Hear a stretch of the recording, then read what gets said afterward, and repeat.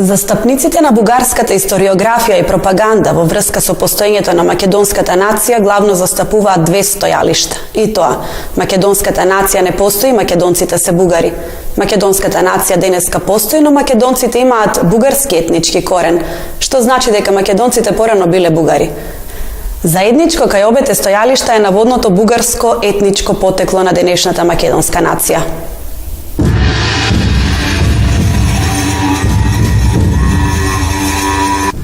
За да утврдиме најлесно дали македонците и бугарите имаат или немаат заеднички етнички корен, ќе ја повикаме на помош етногенезата. Пред се ќе ја разгледаме етногенезата на бугарската нација, па потоа ќе утврдиме дали овие две нации имаат заедничко потекло или не.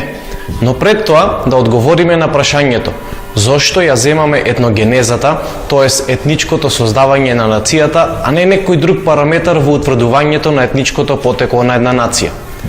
Застапниците на бугарската пропаганда и историографија во своите тврдења дека македонците наводно порано биле или денес се бугари, како фундаментален аргумент го користат декларирањето на поодделни етнички македонци кои поради едни или други причини себе си навистина се декларирале и како бугари.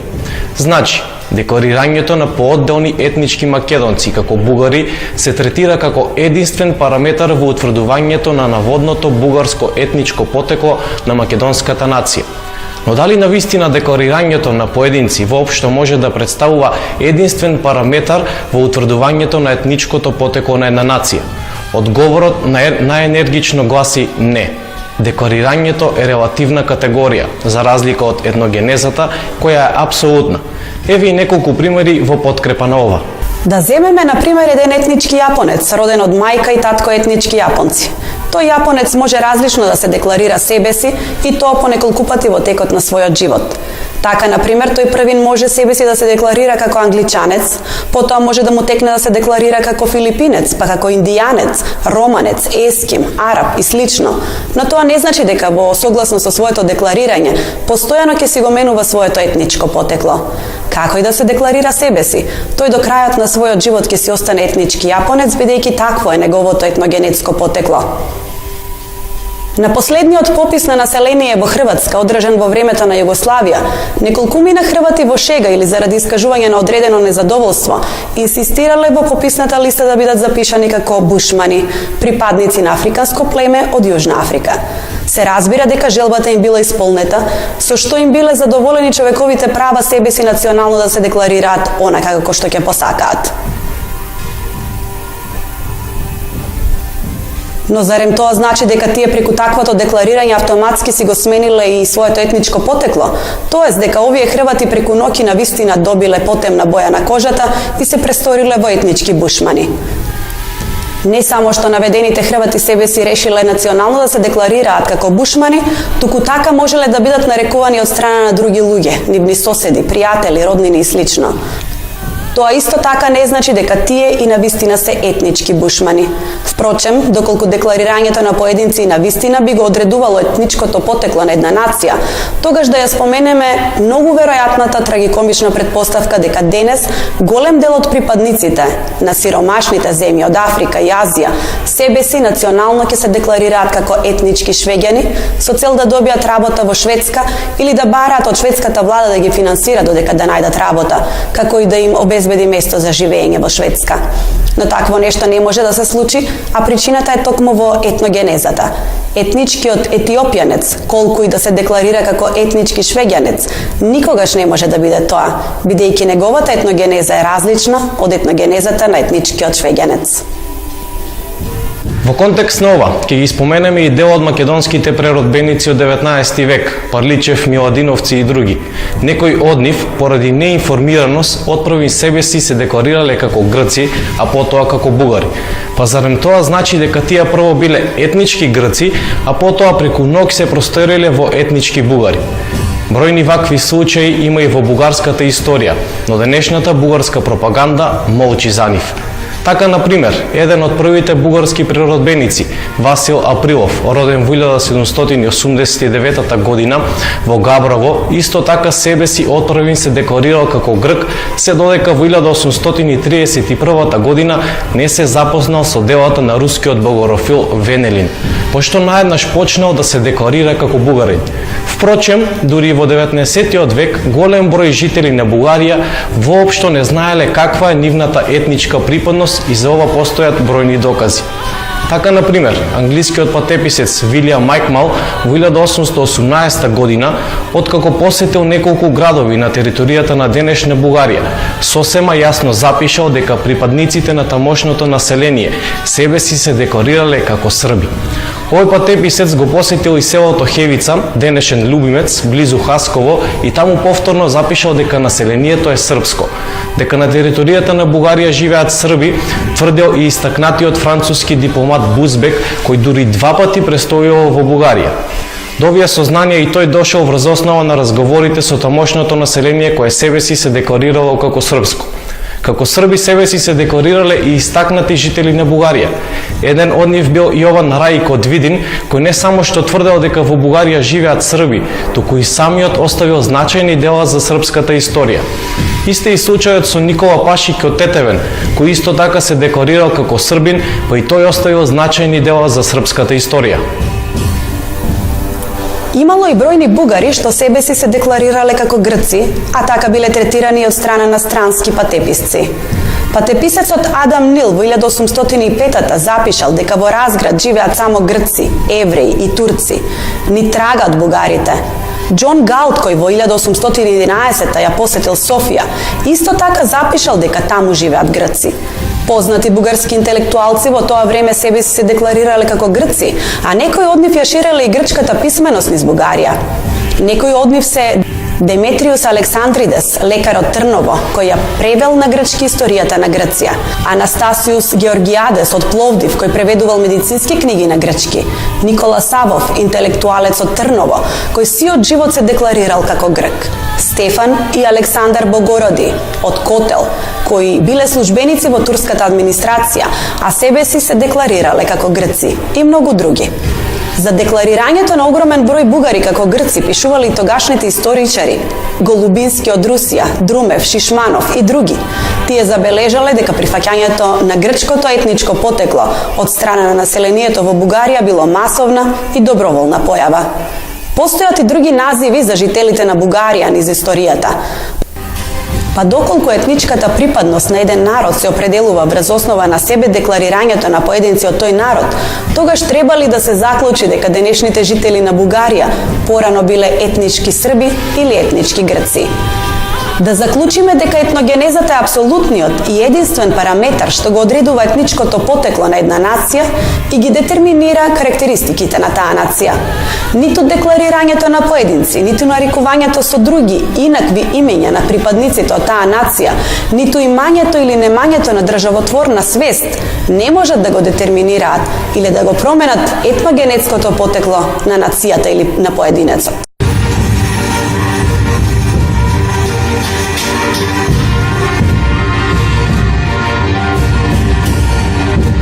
Поради фактот што бугарската историографија и пропаганда тврдат дека наводно македонците имале бугарски етнички корени, во продолжение ќе покажеме како настанала денешната бугарска нација и тоа користејќи се исклучиво со бугарски и релевантни стратски историски извори. Прв познат народ што живеел на територијата на денешна Бугарија биле тракијците. За тракијците се знае дека етнички и културно биле различни од своите соседни антички македонци кои претежно живееле на територијата на денешна Македонија. Еден од најистакнатите бугарски историчари на сите времиња, академик Димитар Ангелов, во својата книга Создавањето на бугарската народност, објавена во Софија 1971 година, пишува дека тракијците живееле речиси исклучиво на територијата на денешна Бугарија. Тракијците се првото население во источните краеви на Балканскиот полуостров, а посебно на територијата на денешна Бугарија, за кое население постојат писмени податоци. Не само Димитар Ангелов, туку и речиси сите бугарски историчари кои пишуваат за настанокот на денешната бугарска нација, своите дела ги почнуваат со тракијците како први познати жители на Бугарија и како еден од етникумите кои подоцна ќе го дадат својот крвен и културен прилог во создавањето на денешната бугарска нација. Значи, бугарската историографија, сосема оправдано, како нераскинлив дел од историјата на бугарската нација, ја смета и историјата на староседелците во Бугарија, тракијците. Ова значи дека бугарските историчари индиректно ја опишуваат Македонија и незиното население од бугарската етногенеза, бидејќи во Македонија тога живееле античките македонци, кои биле различен народ од тракијците и биле нивни први соседи. Во врска со ова, бугарскиот академик Ангелов пишува: Западни соседи на тракијците биле и редица македонски племиња, кои во првото илјадитие пред нашата ера населувале голем дел од денешна Македонија и кои во 5-тиот век пред нашата ера создале една прилично силна држава, чиј прв владетел бил Пердика. Во однос на етничкото потекло на македонците постојат различни мислења. Некои истражувачи сметаат дека тие биле грци или сродни со грците, но поверојатно е да се прифати мислењето според кое тие биле самостоен етнос. Значи, денешните македонци немаат никаква етнокултурна врска со тракијците, кои пак според официјалната бугарска историографија биле еден од трите главни етникуми што ја создале денешната бугарска нација. Академик Ангелов пишува дека во времето на завладувањето на Балканскиот полуостров од страна на римјаните, бројот на тракијците во балканските земји изнесувал околу 900.000 и дека најголемиот дел од нив живееле на територијата на денешна Бугарија. Односот помеѓу античките македонци како доминантни жители на Македонија и тракијците како доминантни жители на Бугарија во антиката бил турбулентен и се состоел од чести меѓусебни војни. Тракијците долго време биле завојувани од страна на македонците. Во книгата Историја на Българија, објавена во Софија 1954 година, во првиот том на страна 28 подетално се опишани тракиско-македонски војни. Завојувачката дејност на македонците во времето на Филип II во нашите земји се развивала непосредно со известна колонизација и градежна дејност. Уште по смртта на Филип, неговиот син Александар Велики, пред да го почне походот на исток, бил принуден да ги смирува тракиските племиња во денешна северна Бугарија. Но ниту операциите на Александар во денешните бугарски земји не можеле трајно да го скршат отпорот на слободолюбивите тракијци против македонските завојувачи. Големото востание на тракијците против македонците било толку значајно што им дало сигнал и на грците да востанат против Македонија и им создало сериозни грижи на оние македонски военачалници на кои Александар им ја доверил воената администрација на своите балкански владенија.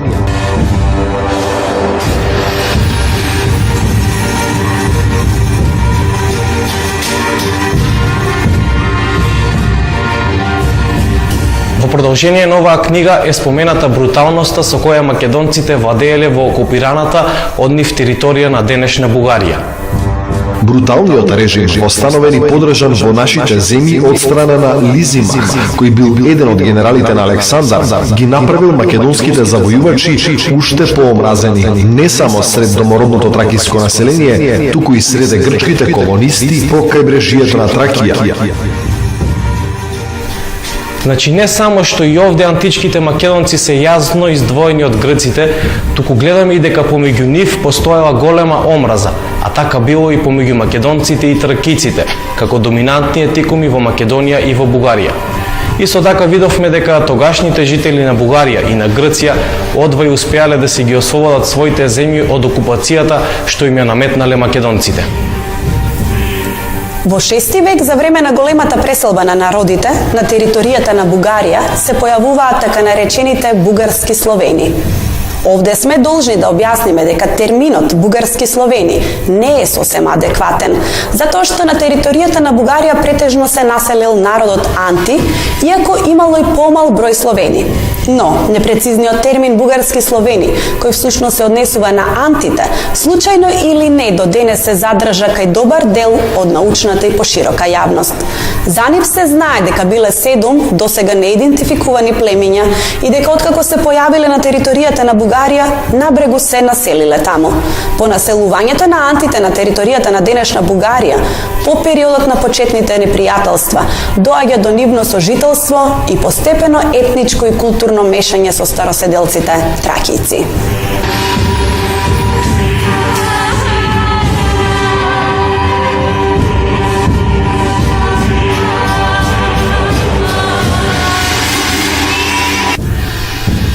Откако почнало мешањето помеѓу така наречените бугарски словени, анти и староседелците тракијците, на историската сцена во Бугарија стапуваат бугарите.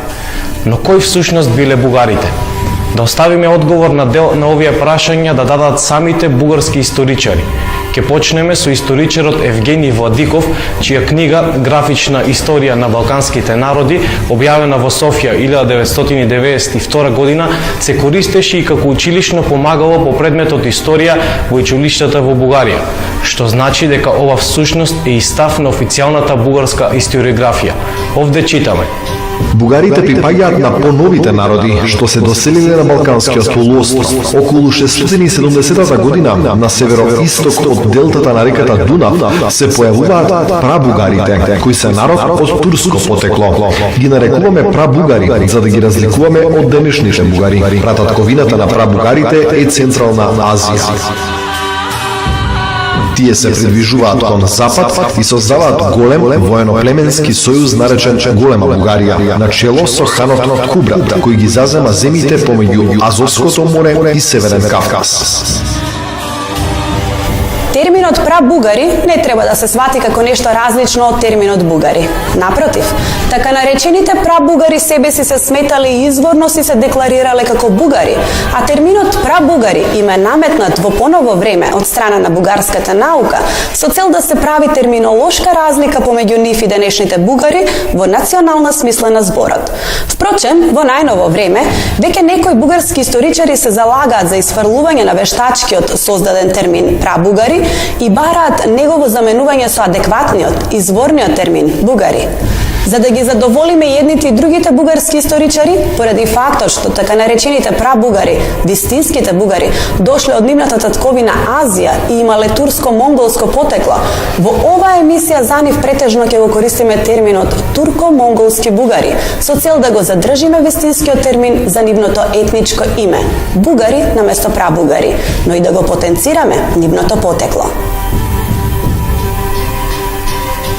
Значи, припадниците на турко-монголското племе бугари представувале чист азиски етникум и тие својата прва држава Бугарија си ја создале во Азија. Подоцна, по сила на околностите, на крајот од 7 век, дел од бугарите биле принудени да дојдат во Европа и да се населат на територијата на денешна Бугарија, каде повторно формирале своја држава, откако онаа азиската им била уништена од хазарите.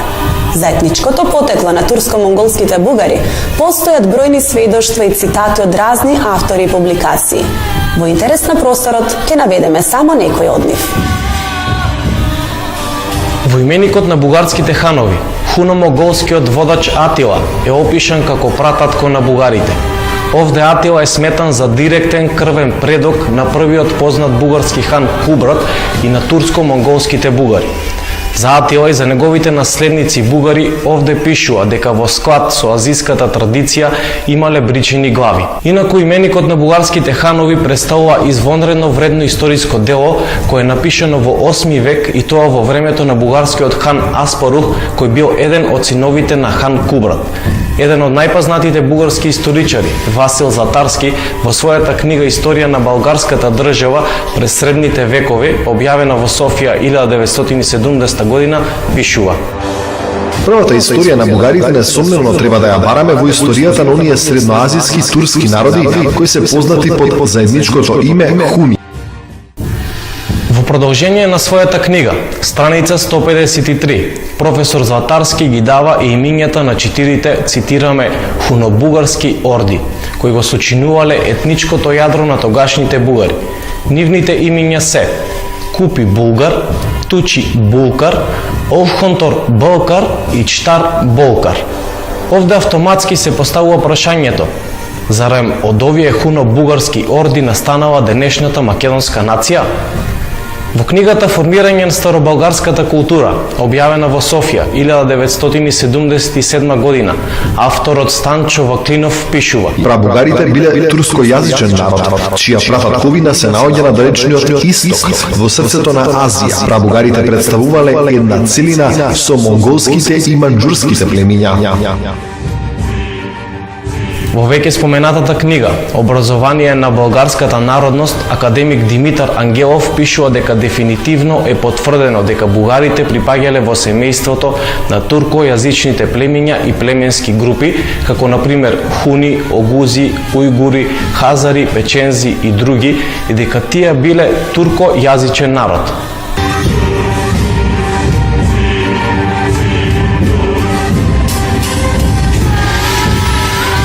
По доаѓањето на турско-монголските бугари на територијата на денешна Бугарија во 681 година, за прв пат е создадена Европска Бугарија. За животот на турско-монголските бугари во нивната татковина Азија нема многу податоци. Се знае дека биле номади, односно скитници. Во 6 век, помеѓу Азовско море и Северен Кавказ, тие формирале своја држава, денес позната под името Голема Бугарија. На нејзиното чело бил турко-монголскиот бугарски хан Кубрат, меѓутоа постоењето на Голема Бугарија не траело долго. По смртта на Кубрат оваа држава била уништена од страна на хазарите. По распадот на Голема Бугарија, тројца од синовите на хан Кубрат тргнале на запад кон Европа, а останатите двајца си останале со дел од бугарите во Азија. Третиот по возраст син на Кубрат по име Аспарух се населил на територијата на денешна североисточна Бугарија. Откако ја поразил византиската војска во 681 година, ја формирал првата европска бугарска држава во која влегували така наречените бугарски словени, антите и тракиците, како староседелци. Главниот збор во ова така наречено прво бугарско царство го имале турко-монголските бугари, додека антите и тракиците имале подредена улога. Од родовите на турско-монголските бугари били и првите бугарски владетели, ханови на Бугарија: Аспарух, Тервел, Кардам, Комерси, Севар, Кормисош, Винех, Телец, Сабин, Умор, Токту, Паган, Диценг, Цок, Омуртак, Телерик и други. Етнички турко-монголски бугари, тоест припадници на жолтата раса, били и познатите бугарски владетели Борис, Симеон и Петар, без разлика во христијанските имиња на последниве двајца, кои живееле и действувале во времето на светите браќа Кирил и Методи и на нивните ученици. Сите овие бугарски владетели имале монголски антрополошки карактеристики. Татко на Борис бил турко-монголскиот бугарски хан Пресијан, кој не знаел ниту збор од словенскиот јазик. Пресијан пак бил роден внук на турко-монголскиот бугарски хан Омуртак. И самиот Борис, кој отпрви ја носил титулата хан, а подоцна станал кнез, дури како возрасен научил да зборува словенски, а така било и со семејството на неговиот син Симеон. Денес поедини бугарски историчари се обидуваат да докажат дека турко-монголските бугари наводно не припаѓале на жолтата раса. Тие ова го прават за да се обидат да ја покријат најголемата празнина и нелогичност во етногенезата на бугарскиот народ. Еве зашто се работи. Ако го прашате кој бил денешен бугарин, да ви ги наброи првите бугарски владетели, тој ќе ви ги посочи токму турско-монголските бугарски ханови: Кубрат, Аспарух, Омуртак, Телец, Токту, Паган, Цок и други кои припаѓале на жолтата раса. Но овде веднаш се забележува една голема нелогичност. Најголем дел од денешните бугари припаѓаат на белата раса и како своји крвни предци третираат луѓе кои припаѓале на жолтата раса. Ова е помалку и смешно.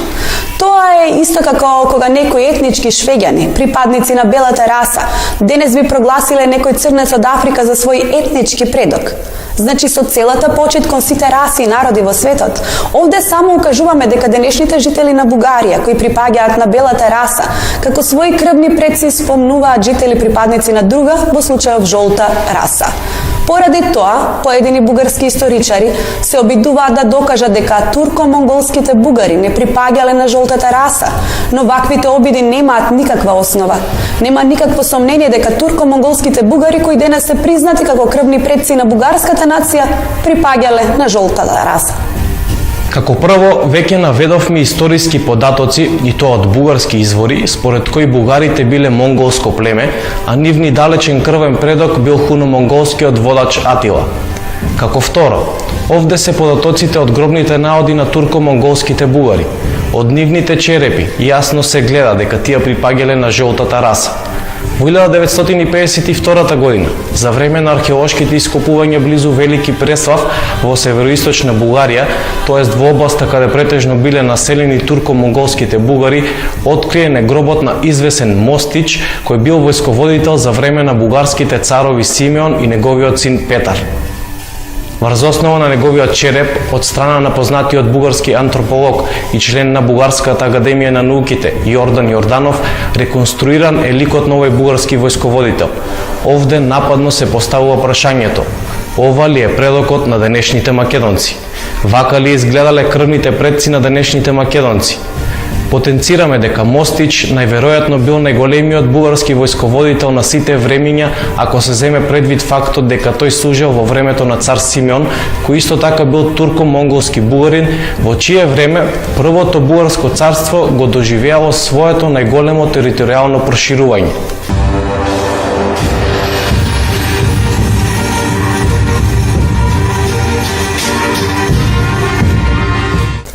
Во 70-тите години на 20-тиот век, од страна на бугарскиот академик Јорданов, извршена е реконструкција на лицата и од други черепи на турко-монголски бугари, пронајдени во гробницата во Девна, кои таму биле погребани во 9-тиот век.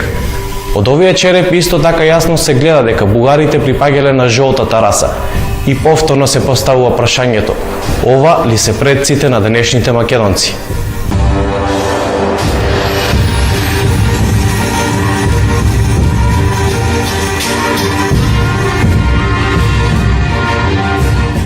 Како доказ дека турко-монголските бугари, кои денес се признати како први етнички предци на бугарската нација, припаѓале на жолтата раса, ќе ги споменеме и денешните татари кои живеат во Руската република Татарстан.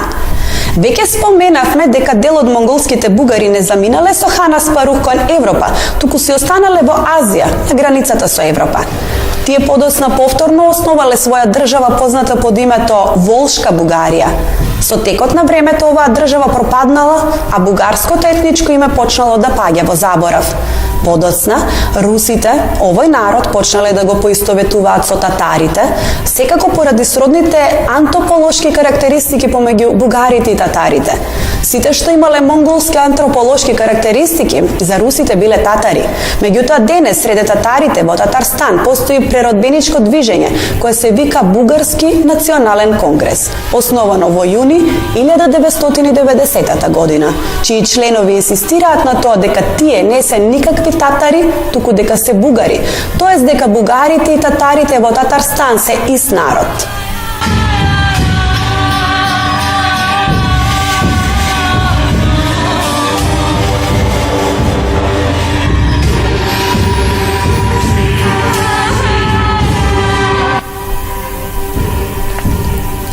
Делегација на Бугарскиот национален конгрес од Татарстан во август 2000 година направи официјална посета на Бугарија на покана од председателот Петар Стојанов. Татарскиот историчар Халиков во својата книга под наслов "Што сме ние, бугари или татари", објавена во Казан 1992 година, мощно и јасно ја опишува етничката врска помеѓу бугарите и татарите. Овој познат татарски историчар се смета за врвен експерт на етногенезата на денешните татари. Со целата почит кон денешните татари, кои се паметен и културен народ, овде повторно се наметнува прашањето: ако ние македонците наводно сме ист народ со бугарите, испаѓа дека сме ист народ и со татарите, а тоа е безсмислено и да се помисли. На крајот ќе споменеме дека сериозните истражувачи во Бугарија денес се сосема свесни дека турско-монголските бугари припаѓале на жолтата раса и од тој податок нема бегање. Пред неколку години во Бугарија е објавена поштенска марка, официјално издадена од бугарската државна пошта, со ликовите на двајцата први бугарски владетели, Кубрат и Аспарух. И во оваа илустрација тие се представени како хуни, тоест монголи, па никако не можат да бидат крвни предци на денешните македонци.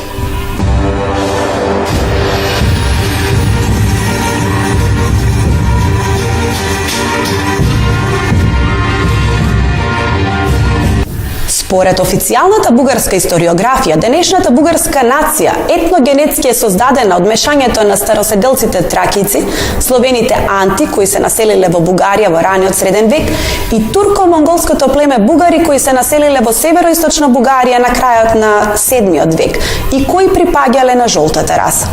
Во поголем дел од современата бугарска историографија се смета дека овие три народи живееле во соживот, а потоа се измешале помеѓу себе, па така бил создаден денешниот бугарски народ. Но ваквите тврдења немаат логика. Како прво, постојат податоци за големи масакри што бугарите ги извршиле врз словените и тракиците на територијата на денешна Бугарија. Така, например, во Четаларскиот запис од 9 век јасно пишува дека бугарскиот хан Омуртак изјавил дека ќе ги убива словените се додека свети сонцето на небото и тече реката Тича. Во 763 година, поради внатрешните немири во бугарското ханство, според византискиот хроничар Теофан, голем број словени, според некои проценки над 200.000 луѓе побегнале од паганска Бугарија и се населиле во Византија. Постојат и други сведоштва за теророт врз кој биле изложени словените од страна на турско-монголските бугари. Исто било и со староседелците тракици.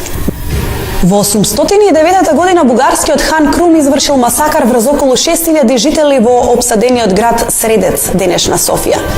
Откако овој хан сватил дека нема да може да го заземе градот, им ветил на граѓаните на Средец, кои главно биле потомци на етничките тракици, дека ако му се предадат, ќе им дозволи слободно да заминат во другите краеви на Византија. Граѓаните, бидејќи имале недостиг од храна, го прифатиле овој услов и ги отвориле градските порти. Меѓутоа, веднаш штом влегле во Средец, турко-монголските бугари подмолно се нафрлиле врз населението и убиле околу 6000 души жители на Средец. Подосна ханот Крум го опсадил и го зазел тракискиот град Одрин, кој исто така го оплячкал, а тамошните тракици ги одвлекал преку Дунав, додека имотите им ги запленил. Поради сето ова, денес навистина изгледа како црн хумор кога потомците на словените и на тракиците во Бугарија се гордеат со етничкото име бугари, име кое го носеле убијците на нивните предци. Конечно, ако турско-монголските бугари и навистина се измешале со словените и со тракиците низ територијата на цела Бугарија, денешните бугари би имале антрополошки црти и на луѓе од жолтата раса, но знаеме дека тоа не е така. Впрочем, турко-монголските бугари никогаш масовно не се населиле на територијата на цела Бугарија, па тие не можат да бидат крвни предци на најголем дел од денешните бугари. Поради сите овие податоци, заклучокот е еден и единствен. Денешните жители на Бугарија, етнички во најголем процент се потомци на славниот антички народ тракици и на словените населени во Бугарија, но и на други народи со незначителен процент од крвта на турко-монголските бугари и тоа главно во североисточна Бугарија. При тоа, како јазик на оваа етничка мешавина се наметнал словенскиот, а како имење на топонимите во голема мера останале оние од традицијата на тракиците. Денес некои со недоверба гледаат на тврдењата од некои кругови во Бугарија дека водачот на рабовладетелското востание Спартак, кој бил родом од Тракија, е предок на денешните бугари. Но тоа е вистина. Во крвта на денешните бугари во најголема мера тече крвта на древните тракици на кои им припаѓал и Спартак, кој е многу поверојатен предок на денешните жители на Бугарија отколку хан Кубрат. Впрочем, бугарскиот академик Димитар Ангелов наведува бројни тракиски лични имиња и други културни сегменти што останале до денес среде современите бугари. На крајот ќе ги споменеме истражувањата на ДНК поврзани со денешните бугари, а спроведени на Швајцарскиот институт за генетика и Генеа. Според овие податоци, во крвта на секој денешен жител од Бугарија, просечно има најголем процент крв и гени од славните тракици, што представува недвосмислен доказ дека денешните жители на Бугарија во најголем дел не се никакви потомци на турко-монголските бугари, туку дека се потомци на еден од најстарите народи во Европа, тракиците. Од друга страна, главно во североисточна Бугарија, постојат луѓе со карактеристики на жолтата раса. Тие не сакаат ни да слушнат дека денешните бугари се словени или тракици и инсистираат на тоа дека денешните бугари се ист народ со татарите. Во 30-тите и 40-тите години од 20-тиот век во Бугарија постоела националистичка организација под името Ратници за напредок на българштината, начело со доктор Асен Кантарджиев, во која членувале над 130.000 бугари и во чиј статут пишувало дека современите бугари во најголема мера се директни потомци на турко-монголските бугари. Во нивниот статут пишува дека словените биле на пониско културно ниво од бугарите. Наспроти ваквото тврдење, во официјалната историја на бугарската црква од авторот Станимир Станимиров, објавена во Софија во 1894 и 1925 година, пишува сосема спротивно. Верувале или не, овде дословно пишува дека турко-монголските бугари умствено биле позаостанати од словените. Значи некои бугари ги величале, а некои ги омаловажувале, ту монголските бугари, ту словените. И сето тоа во зависност од нивната политика. Кога Бугарија била блиска со русите, тогаш бугарите станувале словени, а кога била блиска со Германија и Хитлер, тогаш бугарите се престорувале во хуни.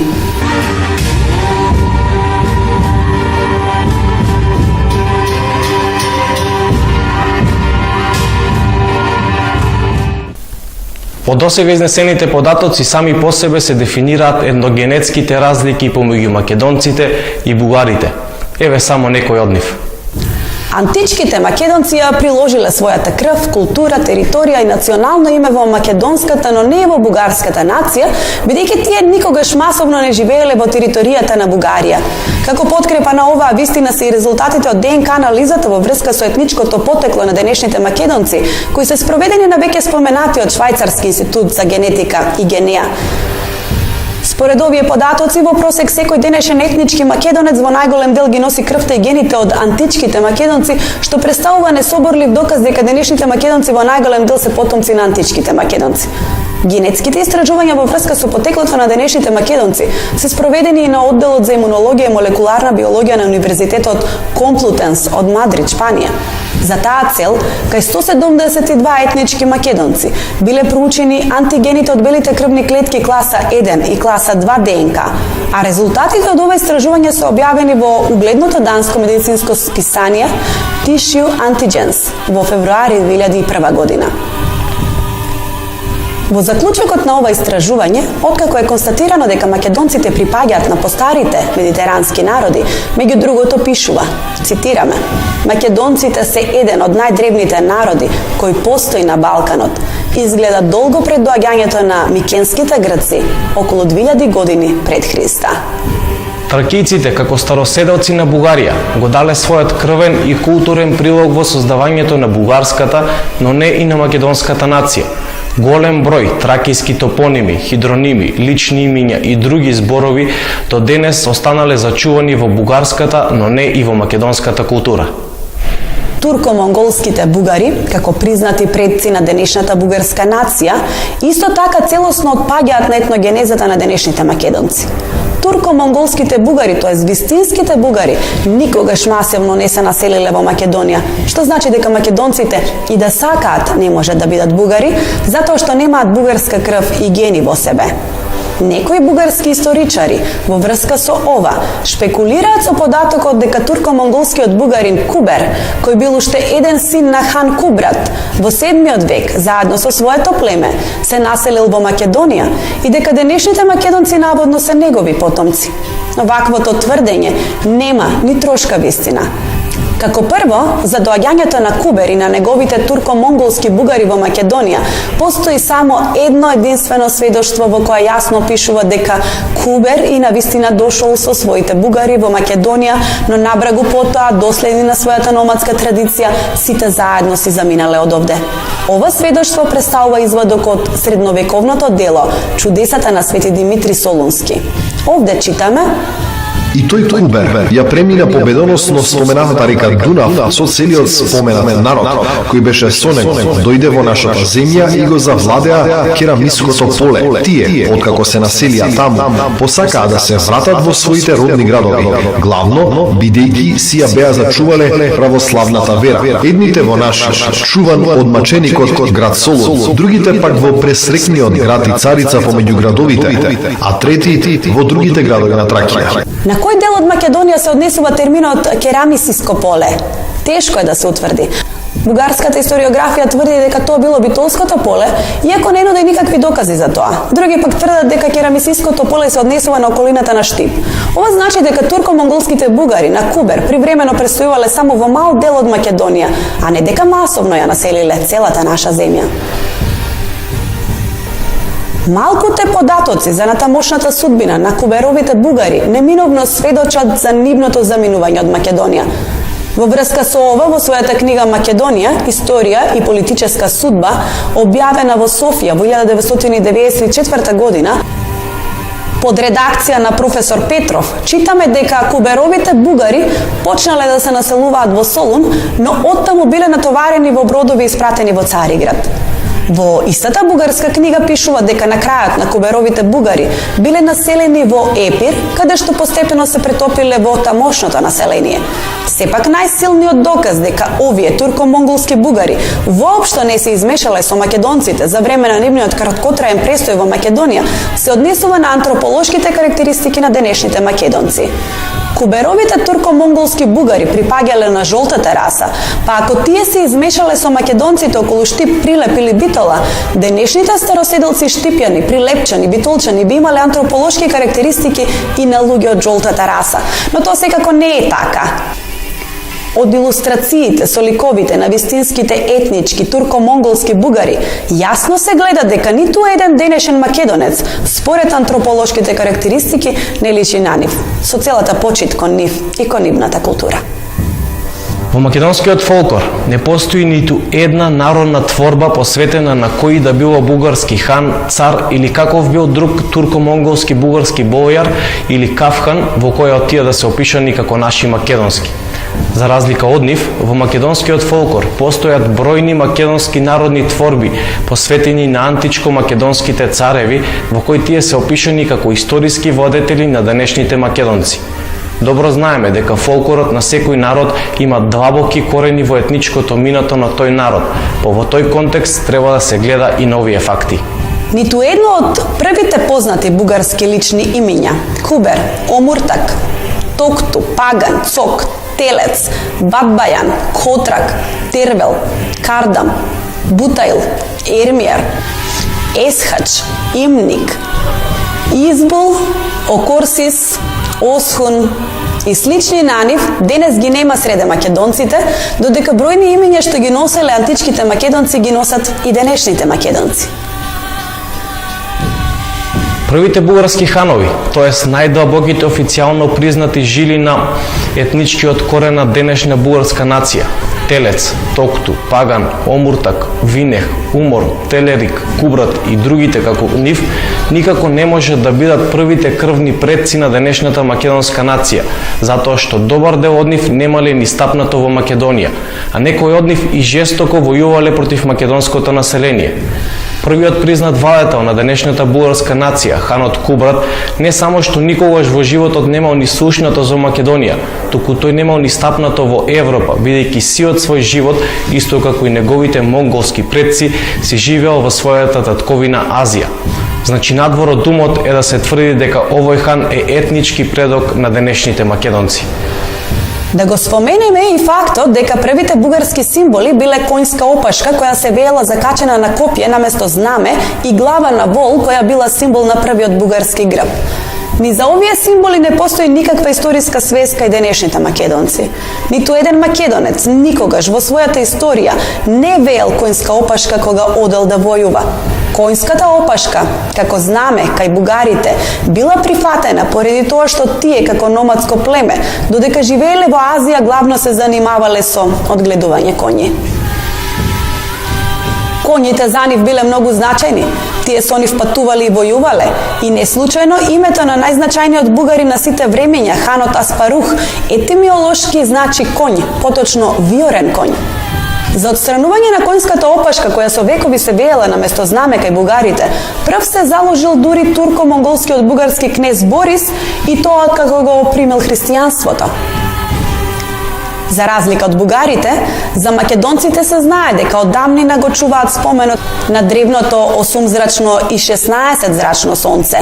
Секој што ќе ја посети, која било македонска православна црква, манастир, галерија, каде има македонски средновековни и нововековни фрески или икони, може и самиот да се увери дека слични или исти представи на 8-зрачното и на 16-зрачното античко македонско сонце се среќаваат на огромен број икони и фрески. И оваа појава останува за натамошни истражувања. За лавот исто така се знае дека представувал символ на античките македонци, кој останал до денес среде македонците. Постојат повеќе древни извори од тоа време кои зборуваат за војна и за непријателство помеѓу македонците и бугарите како два одделни етникума. Во продолжение ќе наведеме некои од нив.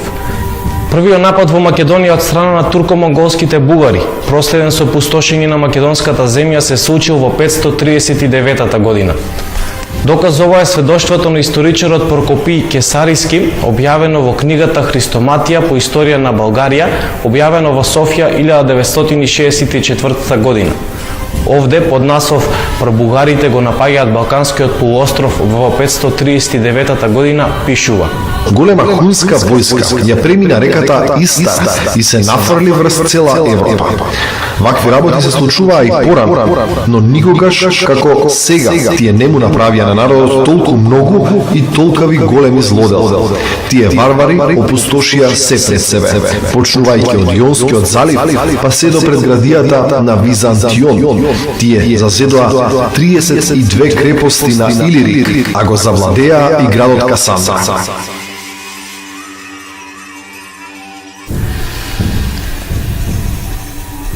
Токму овде гледаме дека во овој документ турко-монголските бугари се наречени хуни. Тоа е поради фактот што во тогашните хунски напади на Европа активно учествувале и бугарите. Подоцна, кога турко-монголските бугари се населиле од Азија во денешна североисточна Бугарија, почнале непријателствата со околните народи, при што неретко страдала Македонија и нејзиното население. Еден од најзначајните документи што сведочат за војна помеѓу бугарите и македонските племиња представува Пресијановиот надпис пронајден кај стариот град Филипи, северно од Кавала. Овој надпис се однесува на привременото навлегување на бугарите во Македонија во 847 година. Од овој надпис децидно може да се заклучи дека бугарскиот хан Пресијан водел жестока војна против населението во Македонија, конкретно против племето Смолјани, кое тогаш живеело во југоисточна Македонија. Овој документ е објавен во книгата на Јордан Иванов "Български старини из Македонија", објавена во Софија во 1931 година и истиот гласи: Пресијан, поставениот од Бога кнез на многуте бугари, го испрати Кавханот Избол, откако му даде војска и бојлот и Чугру, и Канот бојл Коловор, и Кавханот против смолјаните. Споменатите термини Каехан, Бојл и Кан ги представуваат највисоките воени чинови на бугарската војска од тоа време, што значи дека станувало збор за воен судир од поголеми размери. Главната причина за овој голем воен судир било тоа што припадниците на македонското словенско племе Смолјани подготвувале востание против Византија заради своје осамостојување. Меѓутоа, овој обид им пропаднал токму поради ненадејниот напад од страна на турко-монголските бугари. Според житието на монахот Григорий Декаполит, во оваа голема војна, потоци крв течале како река, а целата околина била опожарена и помрачена. Академик Иванов пишува дека смолјаните живееле во југоисточна Македонија, а нивните населби биле распространети југозападно од Родопите по средната и долната област на реката Места. Практично, ова македонско племе тога живеело од прилика на територијата на денешната Пиринска и дел од Егејска Македонија. Ова значи дека бугарите во тоа време без војна не успеале да влезат дури на територијата на денешна Пиринска Македонија. Нема сомнение дека денешните пирински македонци во добар процент се потомци токму на смолјаните кои живееле на истата територија.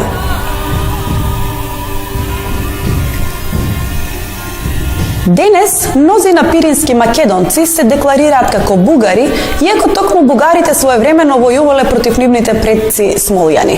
Некои современи бугарски историчари ја фалсификуваат содржината на Пресијановиот надпис, па зборот против го фалсификуваат со зборот кај. Тие тврдат дека наводно бугарите не бојувале против смилјаните, туку отишле кај нив за да им помогнат во борбата против Византија. Но ова е ноторна лага.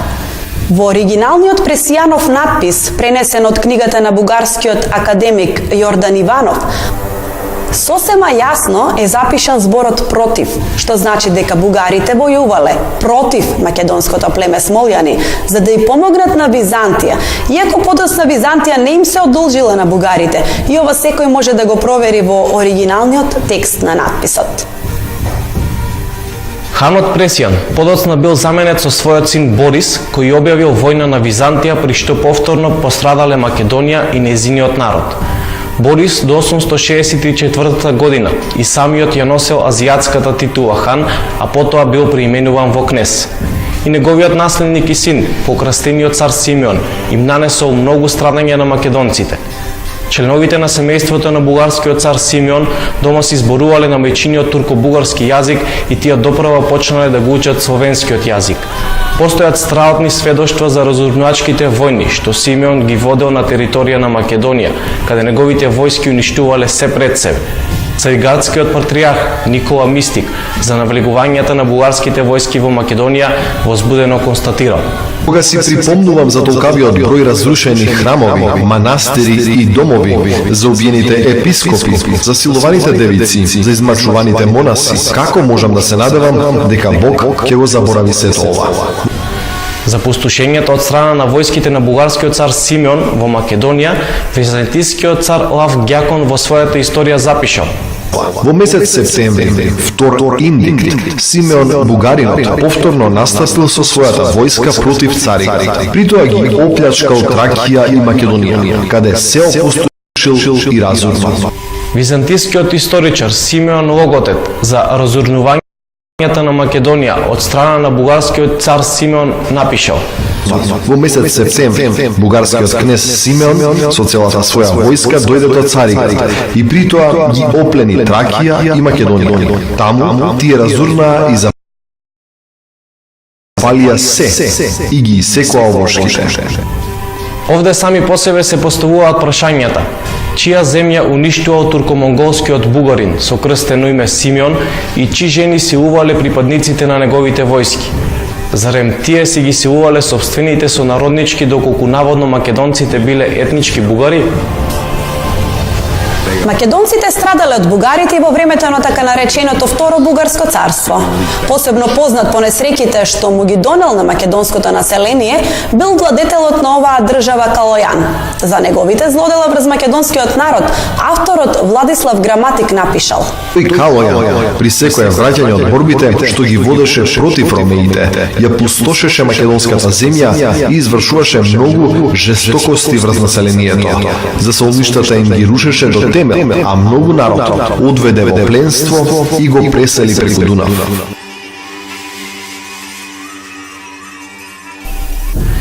За несреќите што цар Калојан им ги нанесол на македонците сведочи и византискиот писател Никита Хонијат.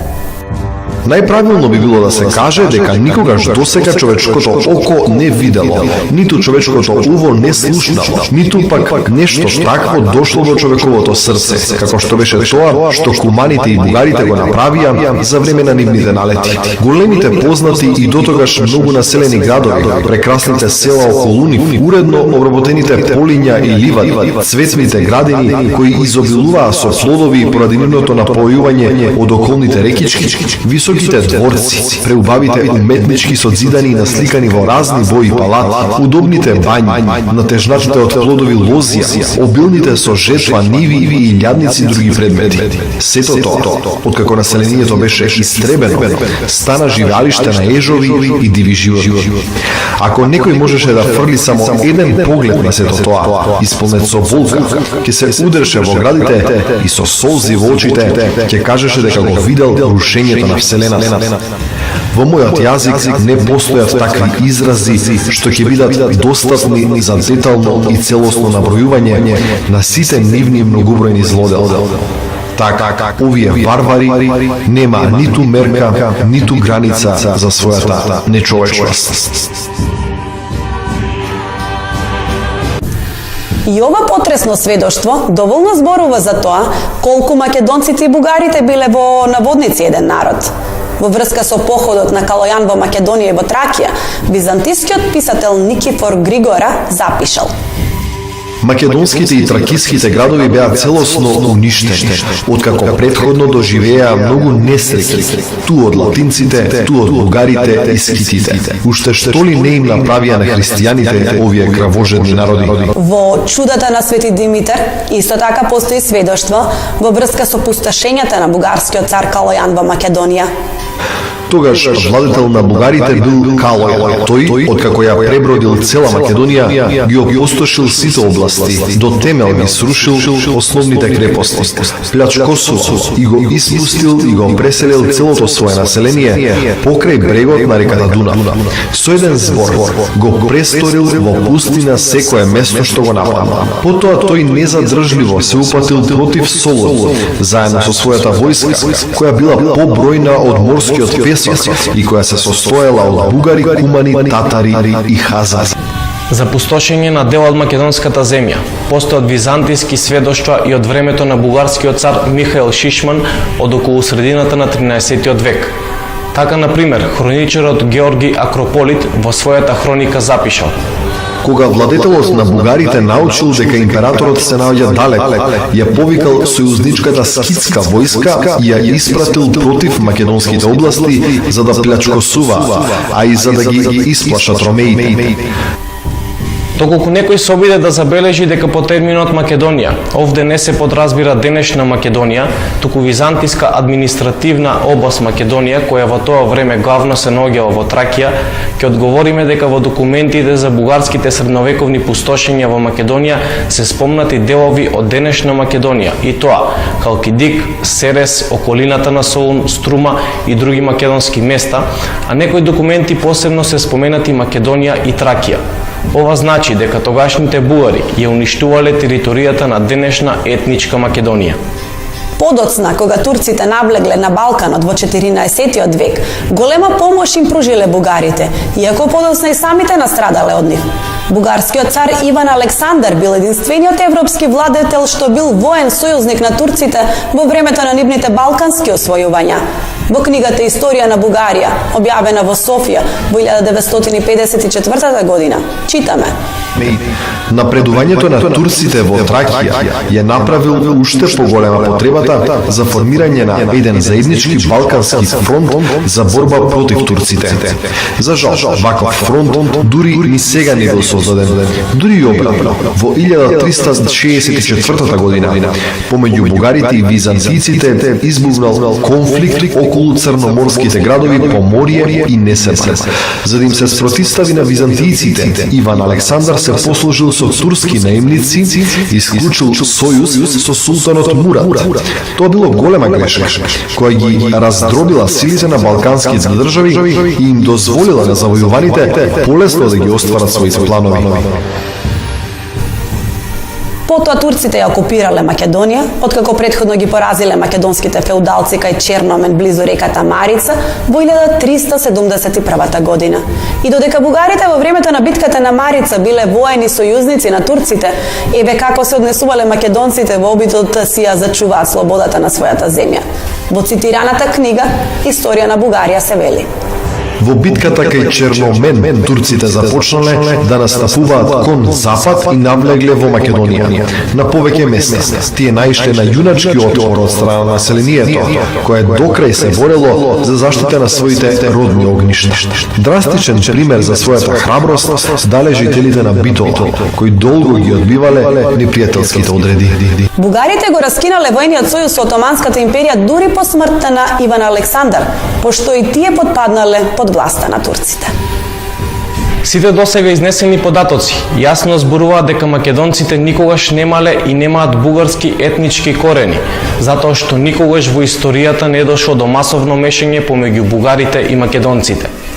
Во 19 век населението во Бугарија со помош на Русија успеало повторно да создаде своја држава, поотогаш нивната пропаганда среде македонците станува уште позасилена, при што неретко се користат и фалсификати, за што ќе зборуваме во некоја друга прилика. Имало периоди кога бугарите и бугарската држава многу им помагале на македонците, ги прибирале македонските бегалци на својата територија и им дозволувале општествено да се организираат. По Втората светска војна, Бугарија и официјално го призна постоењето на македонската нација на своја територија. Но имало и периоди на терор и други форми на насилство против македонците. Иднината на нашите два народа е во соживот и пријателство, но и взаемна почит. Се што треба е Бугарија да го признае постоењето на македонската нација, со што ќе стане најдобриот сосед на македонците.